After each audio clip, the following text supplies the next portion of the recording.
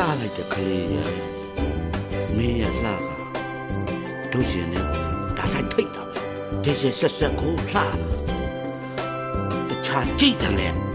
စွလန်းသွားတယ်အလှမျိုးပဲဟုတ်ပြီငါဟိုကောင်နေနဲ့လောင်းလာတဲ့ကိစ္စဒီကလေးမလေးနဲ့အကောင့်ထဲပေါ်လိုက်ရဲ့ဒီပြိုင်ပွဲမှာငါနိုင်ပြီဒီကိစ္စအကောင့်ထဲပေါ်ရမယ်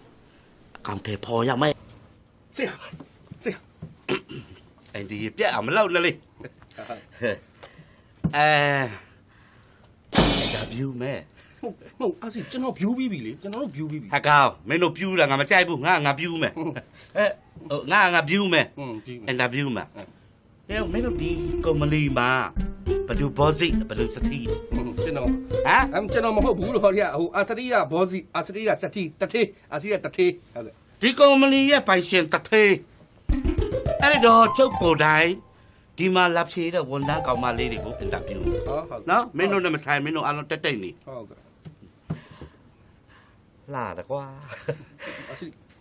ဒါနေလို့ပြောနေတမီးနာမည်ဘယ်လိုခေါ်လဲကျမနာမည်ကဖြိုးဖြိုးပါရှင်ဖြိုးဖြိုးရပြီအလုပ်ရပြီနာမည်နဲ့အလုပ်တန်းရလားဟုတ်ဘာဆိုင်လို့လဲဆရာကငါကိစ္စငါတိတ်တယ်မပြောနဲ့ဖြိုးဖြိုးတဲ့လှနေတော့ဘောနာမည်လေးကလည်းဟိုတနေ့အိမ်တောင်ရှိလားမရှိပါဘူးရှင်ဟဲ့လန့်မလား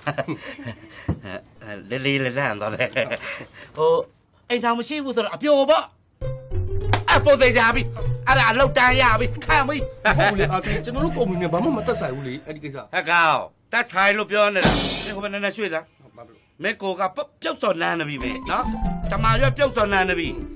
ကိုကိစ္စကိုမပြောဘူးဘာကောင်းလို့မသိသမီးလန့်မလားမလန့်နဲ့နော်ဟိုဦးကလေကိုလုံးသာကြည့်တယ်ထင်လားမဟုတ်ဘူးဆရာဘာလို့မဟုတ်လေကိုအတန်ကကျဲတော့အတန်ကျဲတော့စိတ်ချမ်းလူချမ်းလာသူလန့်တော့မယ်အဲ့တော့အင်တာဗျူးကိစ္စဆက်ပြောမယ်အဲ့တော့ဦးတို့ကုမ္ပဏီက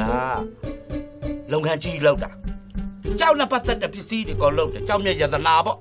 အဲ့တော့ကြောက်မြတ်ရတနာနဲ့ပတ်သက်ပြီးလုပ်တယ်ဆိုတော့ကသမီးတို့ရွယ်မှာတွက်တဲ့ချက်တာလိမ့်လာရမယ်နော်အဲ့တော့တွက်ချက်တာနဲ့ပတ်သက်ပြီးတော့မွေးမယ်နော်နည်းနည်းတော့ခတ်တယ်ဒါပေမဲ့မပူနဲ့မကြောက်နဲ့နော်ဦးမေးတဲ့တခြားဖြီးမေးရမယ်ဆိုတင်ချာနဲ့ပတ်သက်ပြီးတော့3လီဘယ်လောက်လဲပြောစမ်းကိုပါရှင်ကိုအကောင်တော့ကွာတန်းပြောတာပဲ